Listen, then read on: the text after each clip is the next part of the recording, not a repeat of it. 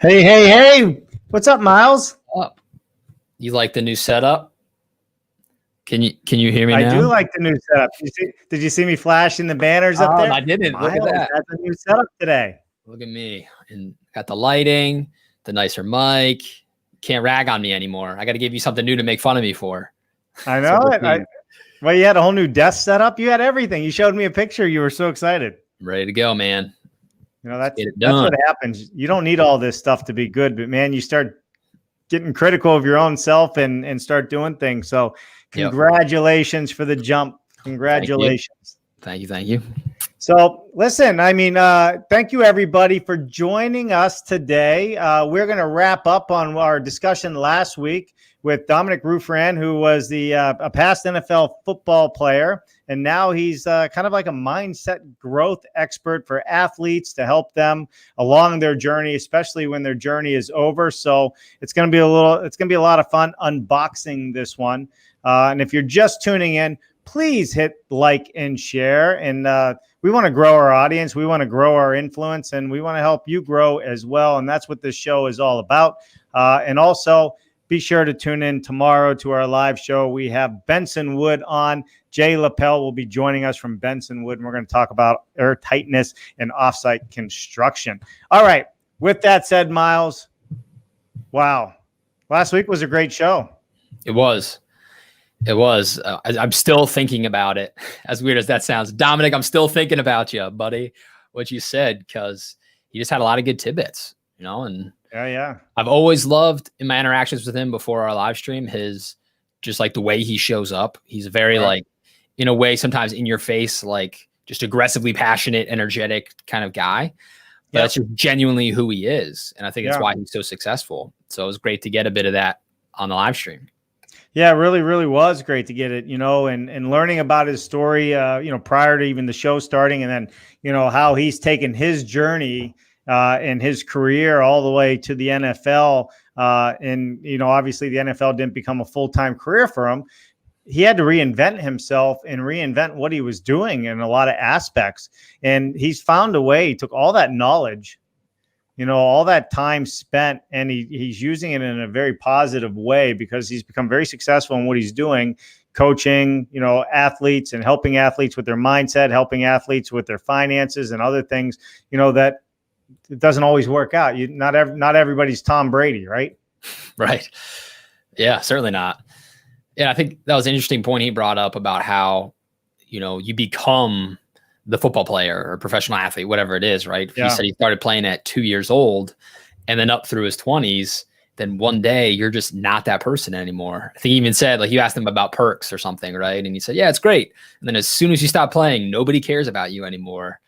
Right. So it was interesting to hear that journey from his perspective, what everything he had to deal with and how he kind of clawed his way back from that into building up the new version of Dominic that we met on the stream and who's now helping other people who are going through similar things, or just people in business in general that could benefit from those ideas around mindset and how we identify with ourselves and the way we perform on our field of business, not necessarily a football field.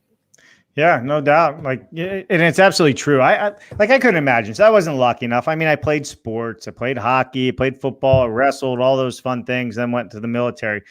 But I've never played at a collegiate level, never played where I got picked from the collegiate level to the pro level. Right. And, these young players and whatever the collegiate sport, I'm assuming, the sky's the limit. Hey, if you're making good grades and doing what you're supposed to do, the sky's the limit. They get a lot of attention. There's a lot of perks to playing, football at college level, TV, ESPN on, It's kind of like you and I, Miles. What are all the perks we get? We're on the show all the time. Oh man, so many perks. It's crazy.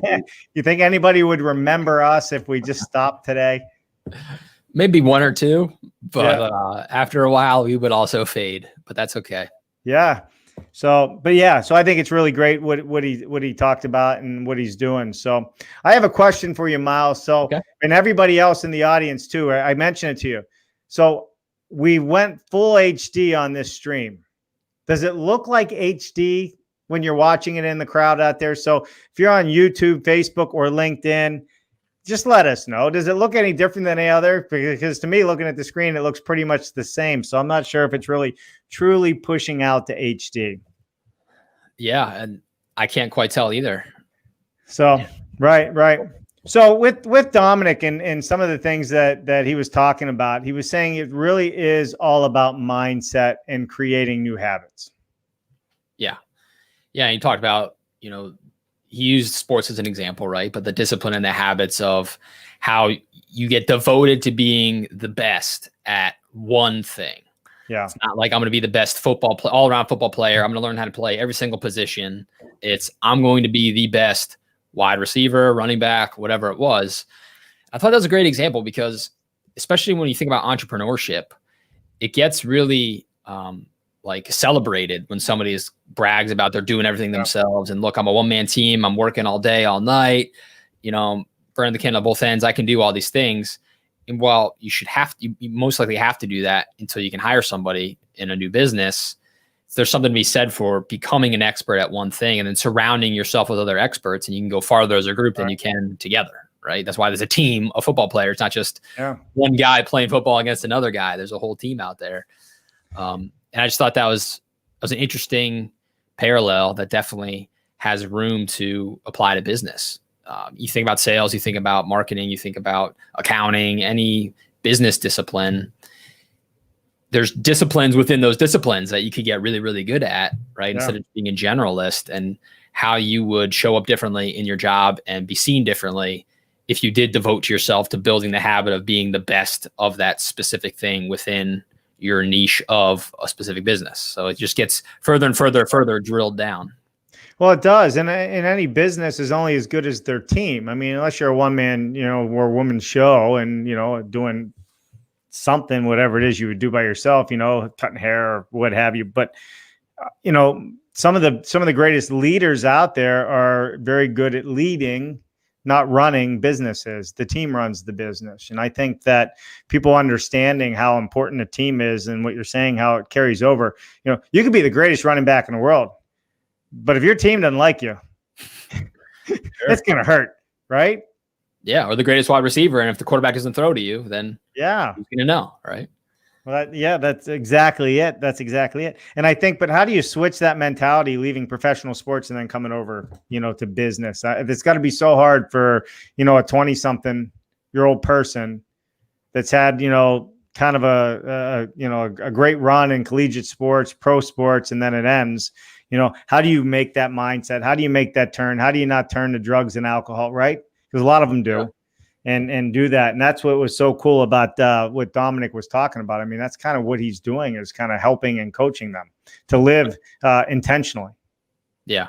And that was his big thing about intentional living and living your life on purpose and not allowing all those things to run your life for you. I think that's a good lesson, and looking in the comments here, Jen mentioned here how Rick Hawkins said it last week that pro sports is a temp job, right? And I think that's a great mindset for all of us to think about, right? Yeah. Unless you own the business you work in, your position is at the mercy of somebody else at the end of the day. It doesn't matter how great you are. Right. You could get fired tomorrow, right? It's a reality that could happen, or the business could close, or, whatever, the next pandemic type thing happens, you get laid off for a little bit. And if you're not thinking about it like it could be a temp job. Right. You can still love it. You can still give it all you have. I'm not saying to slack off because it's a temp job, but have that in the back of your head that you need to be ready for it to be gone. And what would you do next?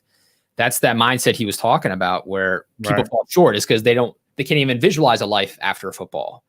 So they're not prepared for it when it happens. We always have to be prepared and growing as individuals and as professionals, getting ready for whatever that next opportunity is, so that we're not caught, on our heels. Yeah, absolutely. I mean, well, and that's part of why we personal brand, right?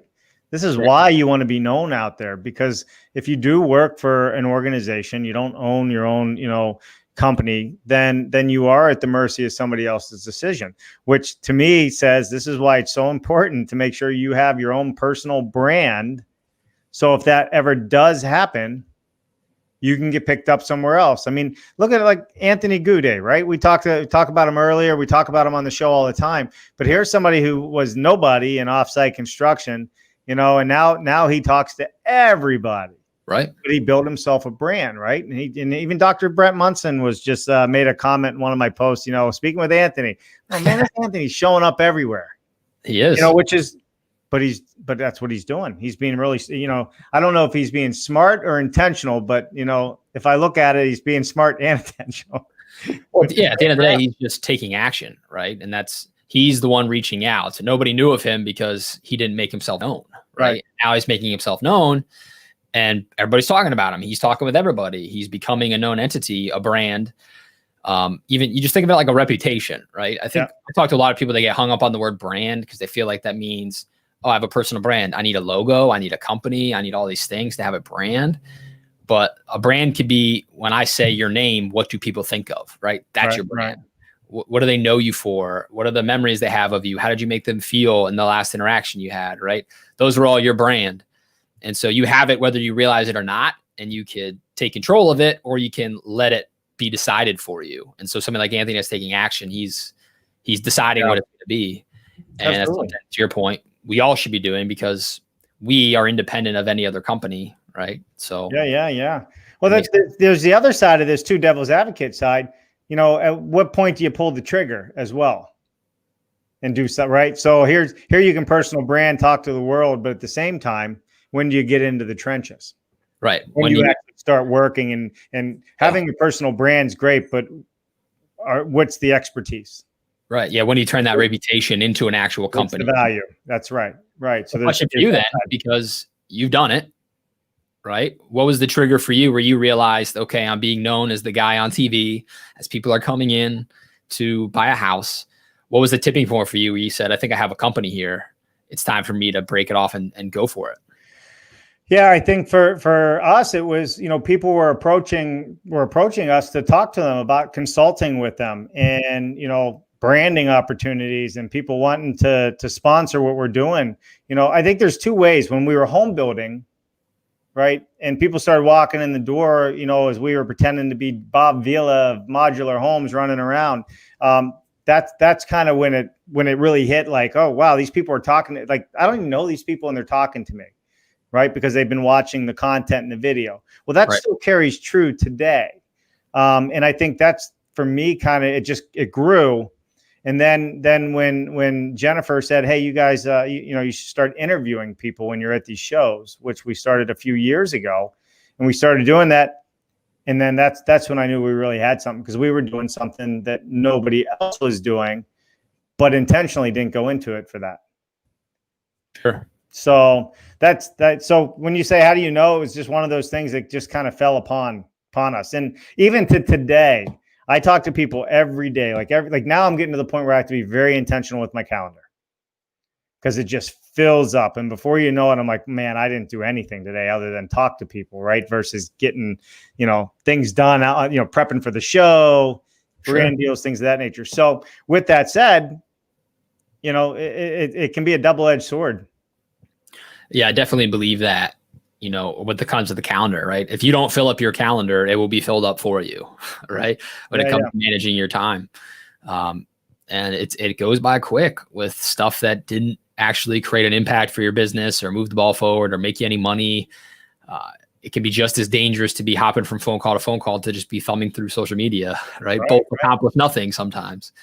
So yeah. Well, but it happens. But the other side of that is, that happens for a long time before you can actually do something with it. You got to get to that point, right? You're not a personal brand, or you're not increasing your influence if nobody's listening to you and you don't know anybody, right? And you don't have an audience, or you don't have an expertise of something you're sharing. So the whole thing's I don't know. For me, it's been an interesting journey. Every day is something new. We were even talking offline today. Like, you know, you get to a whole nother level of stuff you got to deal with when you get to a point where you're doing shows 6 days a week and you're interviewing people all over the country and the world. You know, same with you. You know, you got how many podcasts? 2, 3? I got 2. And I guess you could count my little videos every day on LinkedIn as a podcast, the source, right? So I got 3. Yeah. I can't get you out of my feeds every morning. I'm like, that is Miles again. I'm there every day. When my videos go up, does that happen to you? Like when my videos come over, are you tired of seeing me every morning? Oh, I'm like, look at Dave. He's crushing it. Yeah. It's funny. Jenna and I were just talking about that. Like every time I turn on my phone in the morning, it's miles. Yeah, That's what you want. Right. Yep. You know, funny enough. So Danny Small, did you see Danny Small's post? Daniel Small. He's somebody that I was that I know. He's a Lean Six Sigma black belt. You know, into the whole lean manufacturing thing and strategy coach, and really understands process. And you know, the same thing like what you do. I was talking to him about, you know, doing video. It's going to be great for you. Do video. Well, he's done. He did his first video finally, and it's gone through the roof. And it's kind of like what you're seeing, right? And just because of what I just thought about you, it's making me think now. One of the things that happens with these videos when you first start doing it, that's fresh new content for LinkedIn. Sure. And you get a lot of traction with yours. Are getting a lot of traction right off the bat. They're getting a ton of traction, right? They are. Yeah. Versus, so like when we do the posts now, we're getting a ton of traction, but in different ways. Where you know, I can see your likes, your thumbs, everybody comment, right? You get all these things. Danny's the same way. I think he just did it last week and he's over 2,000 views and, wow, you know, hundreds of likes and 70, 80 comments or whatever. And I think you're seeing the same thing. So my question is, being a marketing and branding guy, is that intentional with LinkedIn to keep you excited, or social media in general, because they want you to do more content? Like what algorithm picks up on that and why? Because maybe I need to change something. Maybe you'll give me a good advice so I can be in front of you every morning at 7 a.m. drinking coffee. Well, I think part of it is that's when I post my videos. So yep. I don't have them scheduled. I go in every morning, literally after I've recorded them, and I upload them around 7:30, 8 o'clock. So that exactly what happens, exactly how you said. People wake up, they check LinkedIn for their news or whatever, and who's there? I'm there, right? So that's part of it. But yeah, for the algorithm, you know, I don't know the exact answer to that. I think that'd be something interesting to research of if they favor somebody who hasn't been active now all of a sudden being very active. Right. I think so much of it though I'm sure that's part of it, right? Hey, this is new. Let's check it out. Yeah. And as people start to interact with it, you know, okay, people like this, we should serve it up to more people. All that happens. Yeah. And the consistency. Do you do it once and you don't do it again for 3 months, or do you do it every single day? That's right. And so they know we got to come back to this Dave guy. He's got a live stream every day, and people are interacting. Chances are they'll like it today since they liked it yesterday, and they want to give you more of that content you want. So I think it's a mix of everything. And if you're seeing stuff drop off, it would be interesting to look at the type of content, because I know you have a mix of here's a live stream, then here's a piece of micro content that came out of the live stream. And then here's a post that says, hey, I'm also on YouTube, subscribe to my YouTube channel, right? Here's a link. Yeah. So we know the algorithms like the stuff that's natively uploaded to their algorithm. They don't want you to their platform. They don't want you to send people off to YouTube. So if that's getting lower interaction, that wouldn't surprise me, because it's an external link instead of an internal piece of content. But it would be interesting to look at that, like get the data, look at the post and do it side by side and figure out, is it your time of day? Is it the type of post? You know, all it's that. Funny. I try it at all. Like, you know, I do my morning post saying what's coming on the shows here and again. It really varies. And let's go to some of the comments, because I believe with Ashley. Ashley, thank you for joining us today. You and I will be talking in the next day or two, I believe, my friend. He's sorry, got on late. Listen, no excuses, Ashley. You know, don't let it happen again. Yeah, that's it. We're done with you. All right, let's see. Jennifer, also love what Dominic Ruffin said about fill your own cup before you start filling others. If you're doing things that provide personal fulfillment, you can start helping others. That's very true, right? Yeah, I totally agree with that. I mean, there's only so much of you to give. And if you give it all to somebody else, there's nothing left over for you, right? So you've got to continue. If you're a content creator, you know, you've got to consume content. Right. You've got to read books. You got to talk to the people. You need to continue to find that source of inspiration. Otherwise, one day the well's going to go dry and you'll have nothing left to share with people. Well, I mean, you know what? You're absolutely right. You're absolutely right. And you know what? For even us doing this and having guests on, I'm having so much fun doing it. Honestly, like I literally enjoy it. You know, everybody goes, oh, you're live 6 days a week, or Miles, how are you doing? You know, 6 podcasts a week, right? Same concept. Now you're doing video. But I'm actually really enjoying the conversation because it's at such a high level with people. It's not beginner conversation. It's such a high level with people that are truly changing the way the industry works and acts. And I think it's a very, very powerful thing to fill your own cup, because then you'll be able to help others, and I think that's a big deal. Yeah, there's something about interacting like in the moment. Like even if you listen back to somebody else interviewing that person about the same topic, they had the same exact conversation happened with you with somebody else, and you're going to consume it versus being in the act of creating it. It's completely different when it's firsthand versus you listening back, and it's like it's your moment, not something else you're consuming. It does have a different effect on you. I found that with podcasting over the years, and now with these, right? It's different to be in the driver's seat. It just is. It really is, especially when you get comfortable with being in the driver's seat, and it's a lot of fun. Quick shout out, David Graham. I know, Miles, you sent him a shout out. I think I saw in there you wrote something, right, for joining us. Good seeing you, David. Thanks for tuning in today. Love it, love it, love it. All right, let's see. Jennifer, I guess you're on YouTube. Hey, where's that picture, Jennifer? It's everywhere. We gotta eat our own pudding here. She's gonna watch. She'll say, "Well, that's your profile." LinkedIn networking has replaced trade show after parties. We need to be more comfortable putting ourselves out there. I mean, it's so true. We talk about it all the time, and we are definitely putting ourselves out there. Ashley, LinkedIn wants video keeping people on, not going to YouTube. They reward you for that. All right, here's my soapbox, Ashley. If LinkedIn wants people not going to YouTube, LinkedIn needs to get their crap together, because their analytics are horrible. And when I say that, they make things hard. They make things hard for people to go back and watch. So without YouTube and repurposing content, LinkedIn, I think, would struggle right now. They just haven't figured that part out yet. Yeah. And it's interesting. It makes you wonder, do they care about that as the platform or not, because you'd think they would have done it by now, right? It's interesting. So. It is what is interesting, but I think it's such a huge platform, and Ashley said they reward you, and so I agree with you. So I'm not disagreeing. I think no platform wants you to leave their platform. It makes no sense. Why would they want you to do that? Right. And I know just because I'm in part of some of the beta talks that LinkedIn is working on this, because I gripe about it enough with them, along with several other people that have an audience on LinkedIn. But they, their research and how they control content, it goes away after a year. Like, you lose searchability, so to speak. And we were talking about this, the way their algorithm's currently set up. Got it. So when it's set up that way, even for us, Jen and I were talking this morning, in the last beginning of the year, we started really pushing YouTube. And it's amazing, because like even the push to YouTube, for as much content as we're 6 days a week, we're pushing almost 12,000 minutes of views in 28 days. 12,000. And I think we were talking. I mean, that's a huge percentage based on the amount of people that we have subscribed there, but the content's being used. But here's the deal. We're repurposing that content. Just like you saw with Dominic's post. I don't know if you've seen some of it. I did. Right? We're taking those 15, 30-second clips, and that's driving people to watch the content on LinkedIn, but now it's driving people to YouTube, but LinkedIn doesn't give you that ability.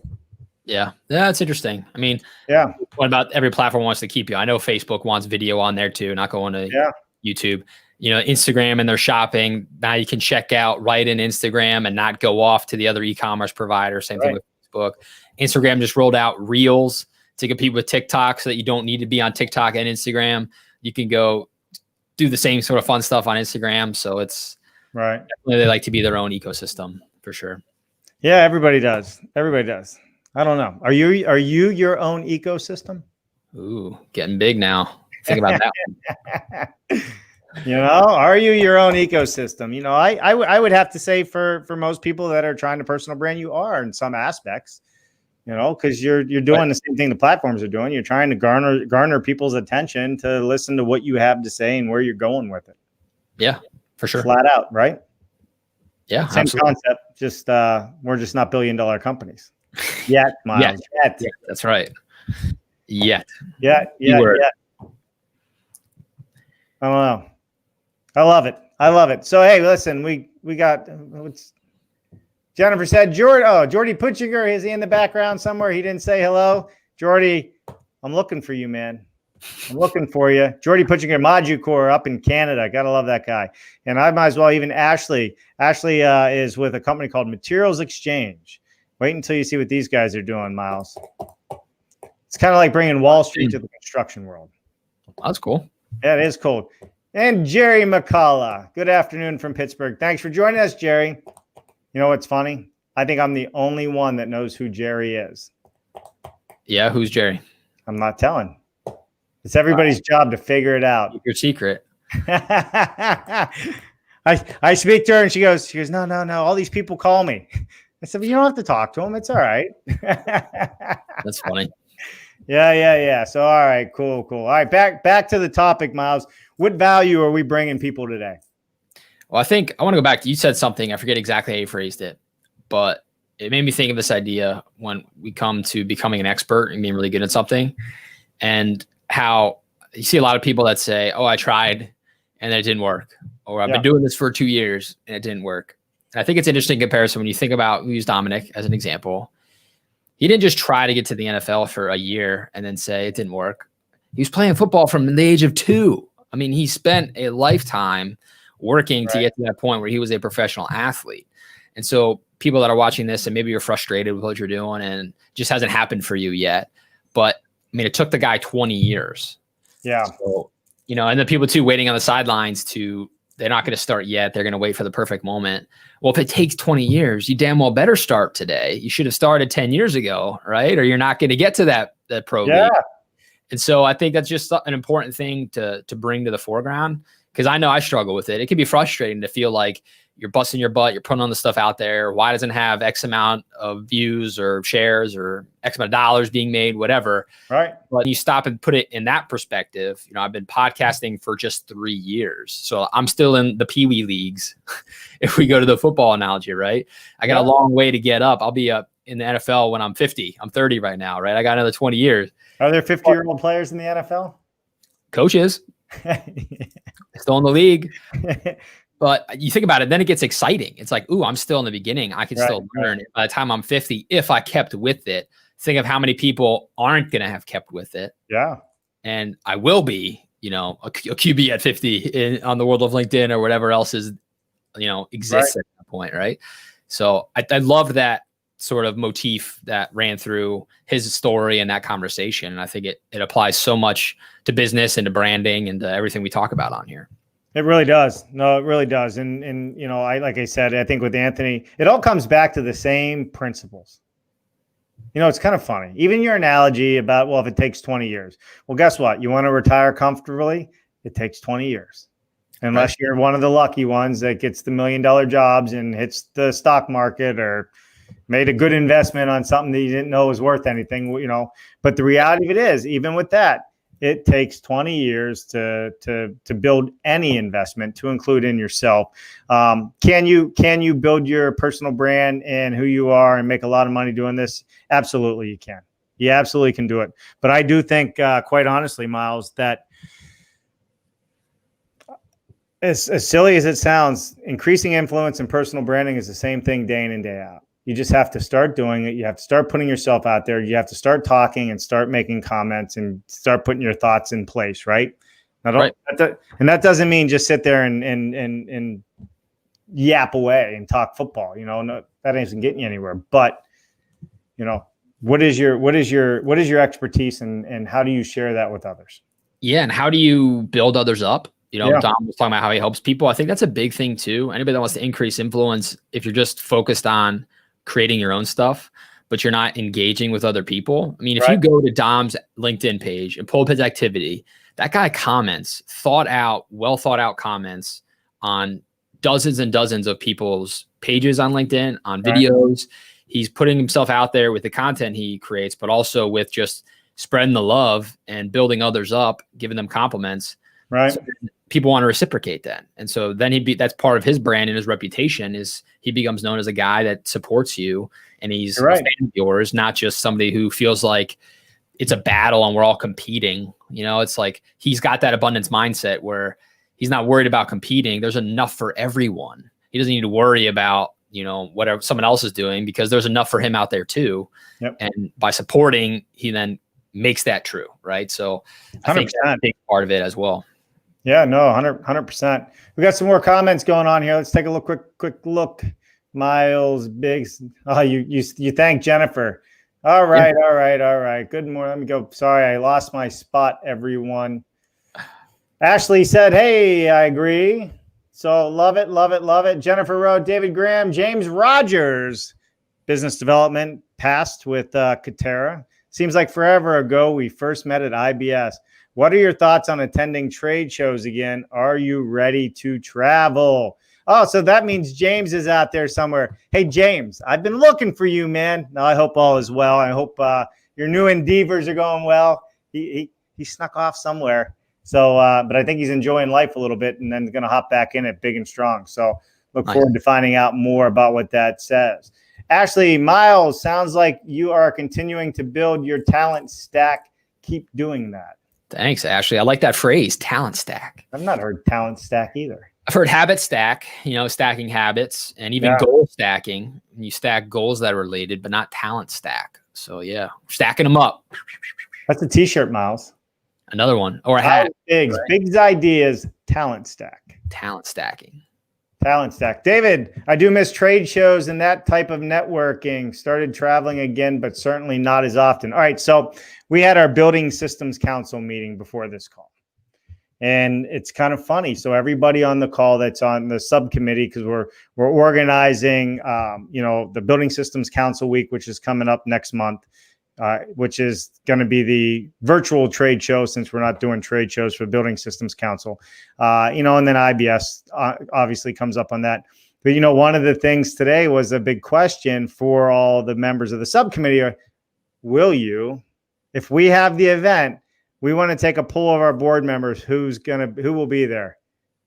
Every one of them. There wasn't even hesitation. I'll be there. I got to get out of my house. Sure, but I think a lot of people are thinking that way. If they had a trade show, I would definitely go to the trade show.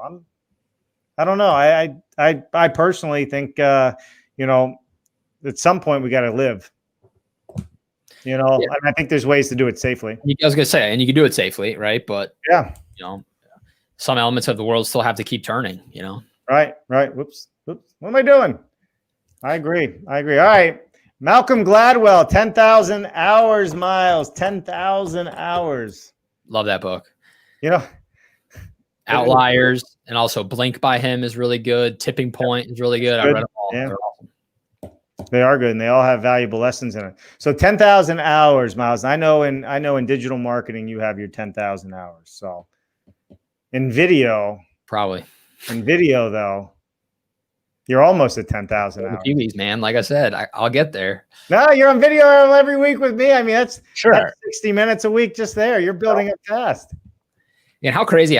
We started this in April was the first one. I mean, maybe even earlier, but yeah, end of March, April, and I'm already in August. It's nuts how fast time goes. Jennifer and I were just adding it up, and we are over 8,000 minutes since the start of COVID. Wow. 8,000 minutes of live content since the start of COVID. Which is when you start breaking it down and looking at it, you're like, wow, that's a ton of content. Right. There you go. That you can have a book called 8,000 Minutes. That can be your yeah, that's right. Or 10,000. We'll get to 10,000 minutes and we'll play off Glaxwell. There you go. 10,000 hours. Love it. All right. Thanks, Jennifer, for that comment. Well, Miles, you know what? I think it's always a lot of fun being on the show. I just every time we turn around, we always say, you know what? I don't know. We're gonna hop into this one. We're gonna break down with Dominic Ruffran, and we'll see where this goes, because the storyline becomes almost repetitive in a way. For sure. And that's something that I've totally come to learn in podcasting. Yeah. I've done over 200 episodes of podcasts, and you do pick up on that. It doesn't matter who you're talking to or what you're talking about. Right. Humans, right? And there's all these themes that are the same, whether it's our personal life or professional life. A lot of it comes down to what Dom was talking about with growth mindset and filling your cup before you fill others. And if you want to be successful in anything, those are some of the crucial, foundational things that you have to pay attention to, because it'll be, indicative of future success, how well you do those things every day. Like you said, the consistent part. putting the work in. Yeah, for sure. For sure. It is. Keep putting it out there, everybody. That's all we can say. You got to keep putting it out there. Do it scared. Pick up the camera, pick up the mic, pick up a pen, type it out. Like Ashley said, stack your talents, do all of them. Stack your talent. Man, I'm telling you, Ashley, that was a good one. We'll maybe have to put that one back up next week and break down stack your talent. That even has a modular implication, right? Or panelize. You stack that's right. That's right. Walls, or you stack modules, talent stacking. No doubt. It does. Yeah, I like it. All right, Miles. So what are we gonna part on today? We're at 40 minutes. We have a lot of people tuning in, which has been a lot of fun. I want to thank Ashley and everyone. Let me look in the comment or in the likes here. So Jerry and Ashley and James Roger and Jennifer and Jordy, love that they all tuned in. And then we got all the comments, and they're coming from different parts, whether it's Facebook, YouTube, and what have you. That's always fun to see coming in. Miles, we got some good stuff coming up. We're working on some more special guests for this show as well. And we're not trying to just get any special guests. We're really trying to get people that have taken it to the top of their game, like Dominic, like Social Butterfly, like Brandon, like Professor Nez. We're trying to get the bigger players in here, so you can hear from the best and the people that have actually pulled this off and have done it. And I think that's a good thing, right? Absolutely. So, I think parting words would be to reiterate what Dom was saying about the importance of a growth mindset, the importance of, being a little bit selfish, right? Taking care of you before you can take care of others. That can't be overstated enough. And then you have to show up and do it over and over and over and over again. If it takes starting at 2 years old to get to the NFL 20 years later, right? You got to be honest with yourself and ask if you've been doing it consistently for 20 years that you should be a pro, right? Or are you still learning and growing and talent stacking and any other cool buzzword we want to throw in there? But you got to put your head down and put the work in. And you do that long enough, one day you look up and, there's an arena of people watching you, whether it's in sports or on live streams or anything else. Yeah, we're in business. Look how many CEOs are actually celebrities. Oh, yeah, for sure. Right. So, okay, let's see. All right, everybody. Listen, Jennifer wanted to push this out. Yes, you're right, Jennifer. This Friday, Jay Leppel from Benson Wood will be great conversation on how they do. Hey, Miles, actually, that's a very good point, Jennifer. They have an incredible culture at Benson Wood. In fact, I was when we had our pre-conversation on what we were going to talk about, and this is Benson Wood, so nobody just hops on like it's. You got to talk to the marketing department and everybody, right, to make sure that it's a good fit for them and a good fit for us. And I will have to tell you, we got into their culture and how they do things. It's the way it should be done, and it definitely explains their success. Awesome. Well, it's tomorrow. You said tomorrow at 1. Tomorrow at 1:00, 100%. All right. Couple more comments, and then we're going to say goodbye. Talent stack is a phrase from Scott Adams. I didn't make it up. Want to give credit where credit is, want to get credit where it's due. Absolutely. Yeah. You gotta love the honesty of people, man. That's the best part about life. Love it. Ashley, Bill called Dilbert. I guess she's responding to. Yeah, I don't know what that. All right. We could spend all afternoon. Listen, everybody, Miles and I want to thank you for joining us today. It always goes by so fast. Hopefully you learned something today. Hopefully we didn't ramble too much. Next week, come with your questions. Come and we'll try and have some answers. I think it'll be a fun conversation, and I think Miles will agree. If there's anything you would like us to talk about, yes, let's bring it up. There's all kinds of stuff happening in this world, and sometimes we don't think of all of them to talk about. So, All right, Miles, I will hopefully see you tomorrow on tomorrow's show, but definitely we will be back on Thursday for Increasing Influence. Yes, sir. We'll see you all then. Bye now.